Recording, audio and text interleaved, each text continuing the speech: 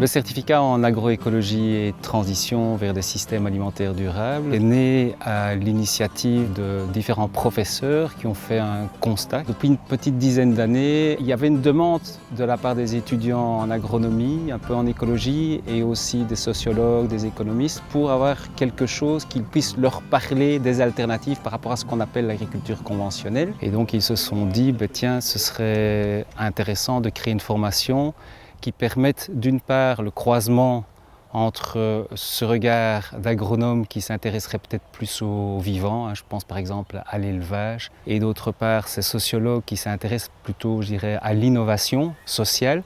Mais c'est important de souligner que c'est donc interdisciplinaire, et ça c'est la dimension interuniversitaire. Aujourd'hui ça concerne l'ULG qui coordonne le certificat, l'UCL et l'ULB. Mais il y a aussi une dimension multi-expérientielle dans le sens où c'est une formation limitée, grosso modo c'est 2 mois, et ça permet justement à des gens qui ont une expérience professionnelle de venir dans le certificat, d'apporter leur expérience et donc d'alimenter le débat autour de cette question de la transition agroécologique.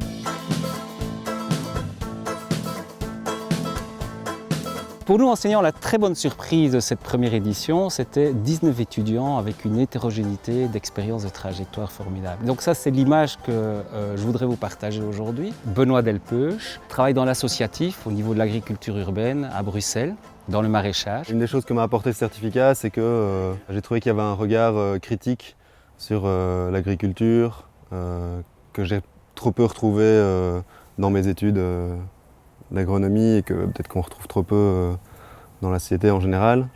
Et donc qui permettait d'approcher aussi des manières de cultiver ou des manières de s'organiser qui sont moins classiques, qui sortent de l'agriculture industrielle et de la grande distribution. La première étape, c'est une étape, je dis, introductive de mise à niveau, c'est-à-dire que les personnes qui ont une formation sciences sociales vont apprendre le langage des agronomes, les agronomes vont faire le chemin inverse et ce public-là va être introduit à l'économie, à l'écologie et à l'histoire de l'agroécologie. Ensuite suivent 2 modules. L'idée dans ces 2 modules, c'est d'une part de doter les étudiants d'une série d'outils d'analyse et de gestion. Et puis dans un second temps, il y a ce module de l'agroécolab où les étudiants vont travailler sur un sujet, une question. Ils vont en fait avoir comme mission d'étudier ce sujet dans ses différentes dimensions économiques, sociales, agronomiques et écologiques. L'année passée au certificat, la partie pratique du certificat, elle portait sur c'était un travail de recherche sur l'agriculture urbaine.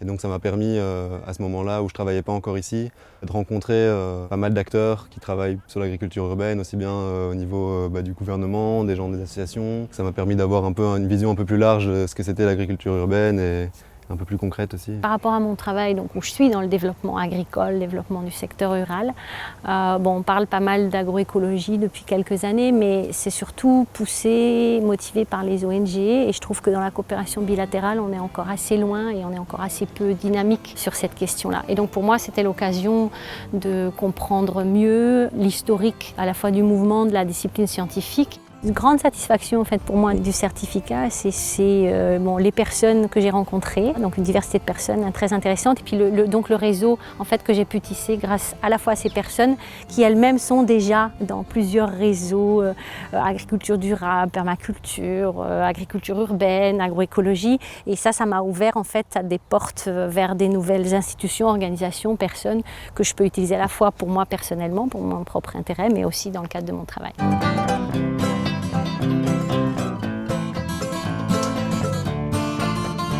On m'a demandé de réfléchir à la création, à étudier la faisabilité d'un restaurant qui va s'approvisionner principalement en filière courte, et ce, dans des modes de gouvernance en économie sociale.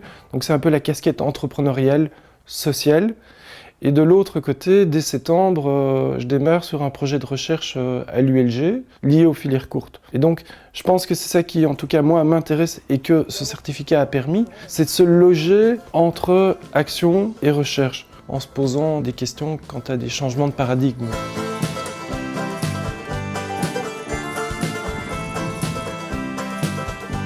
Je travaille sur les services écosystémiques, qui est un concept qui lie vraiment la société à la nature. Avec le concept de service écosystémique, je regarde justement à toutes ces pratiques de comment est-ce que la nature peut venir en aide à l'humain en diminuant la dépendance sur les intrants. Et ici, en l'occurrence, le poids est fixateur d'azote.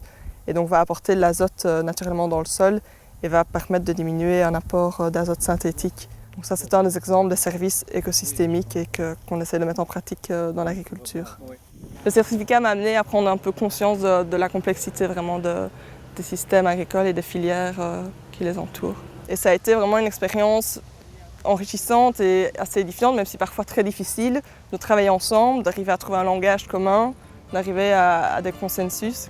Ça m'a appris comment gérer l'interdisciplinarité, qui est un point fort de l'agroécologie.